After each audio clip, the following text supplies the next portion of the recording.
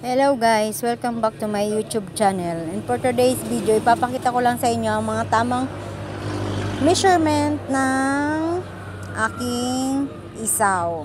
Mga timpla sa aking isaw. Ayan, isang kutsara, yung maliit lang na kutsara ng paminta. Tapos, seasoning. MSG pala. Tapos, ganun din sa ginisa mix pampalasa. Ginisa mix nga pala ang gamit kong pampalasa. Kahit noon pa. Ayan. Yan ang inilalagay ko. Kasi may nag-message sa akin at nagtatanong kung ano daw ang mga saktong sukat ng aking trending na isaw. Ayan. Itong ginisa mix isa't kalahati ang ano niya, ang sukat niya.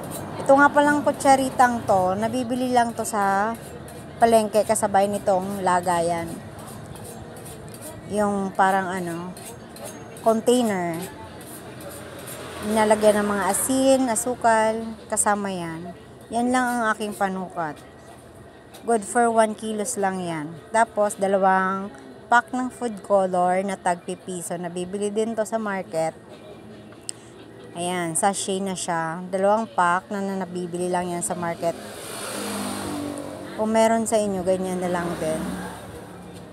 Tapos, 3 kutsara ng asukal. Ang aking measurement sa sugar. 3 kutsara lang siya. Pasensya na guys kung maingay masyado. Ang aking background dahil nasa highway ako. Nasa labas. Nasa highway. Kaya, 2 pala, sorry. Haha, kamali, tao lang. 2 lang pala. Voice over kasi ako. Ha! Ayan. Tapos, i-mix-mix lang natin.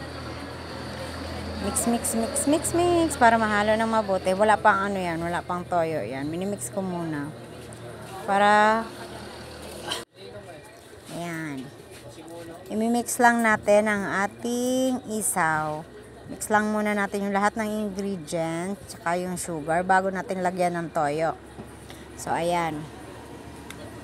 Pag na-mix na natin ng gusto, ang ating isaw, at na-coat na lahat, yan. Masyadong maingay ang mga sasakyan. So, ayan. Halo-haloin lang natin. Halo ng mabuti. Ayan. So, ayan na nga. Maraming truck na dumadaan. So, ito na. Lalagyan na natin siya ng toyo. Ayan. 1, 2, 3. Ito pala yung 3 kutsara. Yung toyo pala yung 3 kutsara. Hindi ko siya masyadong linalagyan ng toyo. Ayan. Tapos, 1 kutsara ng asukal. Ay, suka pala. Sorry. 1 kutsara ng suka. 3 kutsara ng toyo. Huwag masyadong madami ang toyo. Ayan. Tapos, ayan. Mix lang natin. Mix ulit. More on mixing. Para makot ng gusto yung ating isaw. Ayan. Ganyan ang aking pagmamarinate. Hindi ko siya masyadong dinadamihan ng toyo. Ayan. Ayan. Sakto lang. Ayan. Sobrang, ang amoy niya sobrang mabango. Hindi tulad ng ibang isaw na amoy, alam nyo na, ang amoy ng manok. Tae ng manok. Ipot ng manok pala, sorry. Okay, ayan na siya. Ito na ating mix. Speaking of, na mix pala na isaw. Ayan guys. Ito na ang ating isaw. Thank you for watching guys. Ayan.